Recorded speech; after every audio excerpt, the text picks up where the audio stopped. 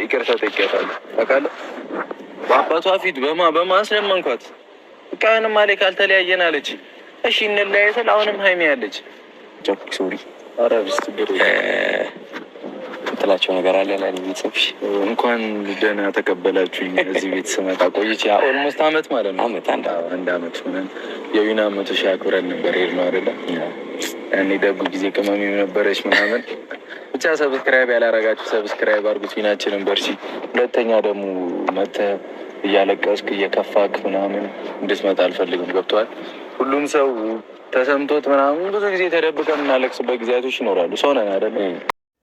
ሰላም ሰላም፣ ጤና ይስጥልኝ የኔ ውድ ቤተሰቦች፣ እንደምን አላችሁ፣ እንደምን አመሻችሁ፣ እንደምን ቆያችሁልኝ? እግዚአብሔር ይመስገን። እንኳን አደረሳችሁ ለብርሃነ ጥምቀቱ እንዲሁም ለቃና ዘገሊላ እንኳን አብራ ደረሰን። በዓል እንዴት ነበረ? እንዴት አሳለፋችሁ?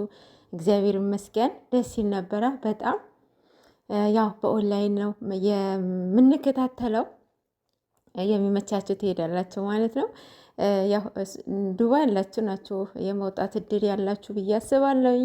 ለማንኛውም እንኳን አደረሳችሁ። የአመቱ ሰው ይበለን፣ የአመቱ አድርሰን። እንዴት ናችሁ? ሁሉ አማን አለን፣ እግዚአብሔር ይመስገን። እንግዲህ ጨረቃዎቻችን ዛሬ አልመጡም። የመጡት ቅመሟ በሂስቶሪዋ ብሩክ በዊና ቤት መጥተዋልና ከመቅረት ብለው መጥተዋል። ዊና ነበረ ያገናኛቸው፣ ዊናና ሙቢ ማለት ነው፣ ቅመሟና ብሩክ ማለት ነው። ያወሩበትም ነበረና በእርግጥ ዊና ሰው ሲያስታርቅ ነበረ የምናውቀው። በጣም ጎበዝ ነው በእምነቱ። የእውነት ዲጄ ነበረ እንደምታውቁት፣ ሙዚቃ ማለት ነው። አሁን ለቤቱ አገልጋይ ሆነዋል።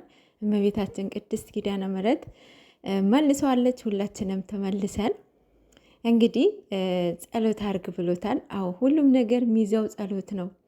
ትዳርም፣ ፍቅርም፣ ጓደኝነትም ጸሎት የሌለበትን የእውነት ምንም ጥቅም የለውም ማለት ነው። ብሩክ በሱ ብዙ ነገር ትማራላችሁ። በዊና ብዙ ነገር ተማሩ። የዛሬ ዓመት ፎቶ ማለት ነው በጣም እየተዘዋወረ እያየሁት ነበረ። ማለት ሄኖክ ራሱ በሎሚ ማለት ነው ቅድም ራሱ እየተናገረ ነበረ። ቅመሜን ጠልፎብኝ ነበረ ምናምን እያለ ነበር። እና እንግዲህ እግዚአብሔር አምላክ ፍቅራችሁን ይመልስላችሁ።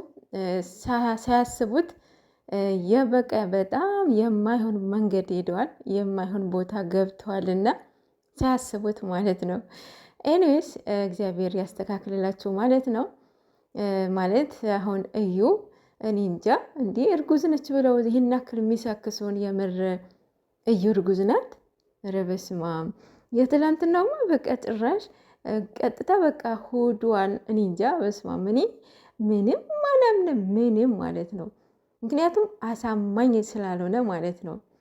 አሳማኛችሁ ትርጊቱ አሳማኝ አይደለም፣ ንግግራችሁ አሳማኝ አይደለም። የምታወሩትን አራምባና ቆቦ እዚህ ጋር እንዲህ ህፃናን እንዲኛ የምታሳምኑት ማለት ነው። ለማንኛውም ችግር የለውም፣ ምንም ችግር የለውም። ድራማ ነበረ በሉና ተናገሩ። እኛን ሰማችኋለን። እኛ የማሳመን ስራ እኮ ነው፣ እኛን ለማሳመን እኮ ነው። ለማንኛውም ያው ብሩክ ንጽህናዬ የታወቀ ቀን ቅመሟን ለመቀበል እኔ እንጃ እያለ ነበረና አሁን እንደዛ ሲል የእውነቱ እንዳይመስላችሁ ሰፍ ብላችሁ ትላንትና ስጋው ስትቦጭቁ ነበረ። እንደዛ ስላለ ማለት ነው። የምር ይመስላችኋል? እንደዛ ሲሉ ቅመሟ ራሱ እንለይ ስትል የምሯ ነው። የምሯ እኔ ጓደኛ ኢቨን ራሱ ማለት ነው ነገ ጓደኛ ይዛለውኝ ድረኸኝ ከቤት መውጣት እፈልጋለሁ በሱ ፊት ማለት ነው። እንደዛ ስትል ለምን ይመስላችኋል? እንዲህ በነጭ ነጠላ ላይ ጎልቶ የሚወጣው ምንድን ነው? ጥቁሩ ነው ማለት ነው አይደለ? ጥቁር ነው የሚታየው ሰው። እናንተ እንደዛ ነው የሚታያቸው ማለት ነው። ለማንኛውም ያው ዛሬ አልመጡም። ያው ከጭቅጭቅ እንኳንም አልመጡ። ያው ከመቅረትም ብለው በቅመሟ ከጓደኛው ጋር ቲሸርት ነለበሰችው። እሷ ጓደኛው ነጠላ ነለበሰችው። ብሩክ ደግሞ ምንም አልለበሰም። የእውነት የዛሬ ዓመት አንድ አይነት ልብስ ነበረ የለበሱት። ደስ የሚል ልብስ ነበረ። ለውጥ አያቸው አይደለም? ወይኔ በስመ አብ! እድሜያችን እኮ እንደዚህ ነው የሚሄደው ማርያምን በቃ በስርዓት የሄዱ እየተጠቀሙበት ያሉት ልጆች ቢኖር እነሱ ናቸው። ማርያምን በቃ ምንም ነገር ማባከን አይፈልጉም። ጊዜያቸውን ማባከን አይፈልጉም። ማለት በቃ ለውጥ እያሳዩ ነው ለዚህ ደረጃ ያደረሱት ማለት ነው። እስኪ ያስቡት የዛሬ ዓመት ለጥምቀት አሁን ያሉበትን ለውጥ ይዩት። ብዙ ለውጥን አሳይተዋል። ምን ያህልን በህይወታቸው ላይ ምን ያህል ለውጥ እንዳለ እኔ እንጃ። የራሳቸው ቤት መኖር ጀምረዋል። የራሳቸው ቤት አሟልተዋል፣ እቃ አሟልተዋል። በስማም ብዙ ነገር ለውጥ አይቼባቸዋለሁ እኔ በግሌ ማለት ነው። እና ለውጥ ማለት ይሄ ነው። ይሄ ደግሞ ቦስ ደግሞ ይሄ ጓደኝነት አይባልም።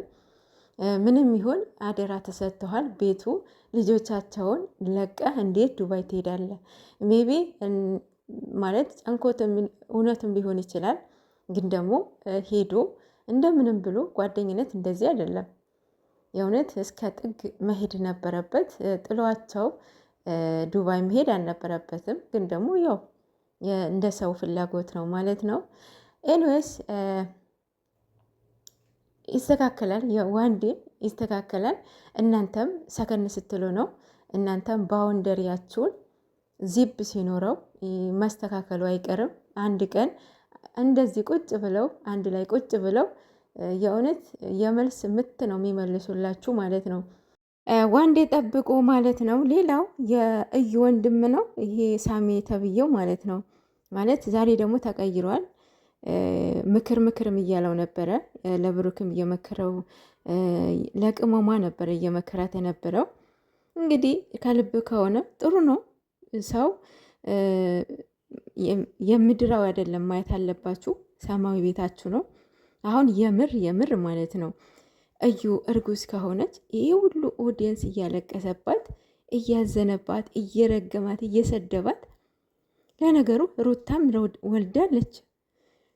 አርግዛ እስክትወልድ ድረስ ከካሜራ አልጠፋችም አይደለም። አሁን ደግሞ ነምበር2 ድራማ ጀምራለች እሷ ደግሞ ማለት ነው። በጣም አያፍሩ ወይ አምሩ። ኧረ ይሄ ዶላር የእውነት ከእምነትም ከባህልም ከሀገርም የእውነት የሚያስወጣ ምንድን ነው? ዶላር ነው። ዶላሩ ግን አንድ ቀን ዶላሩ የማያድን በሽታ ነው የሚያመጣብን። በእውነት ብር እንዳያዛችን ነው። ብር እኮ ማርያም ነው ምላችሁ አጥፊ ነው። እናንተ አያዝ ካልቻላችሁ በእውነት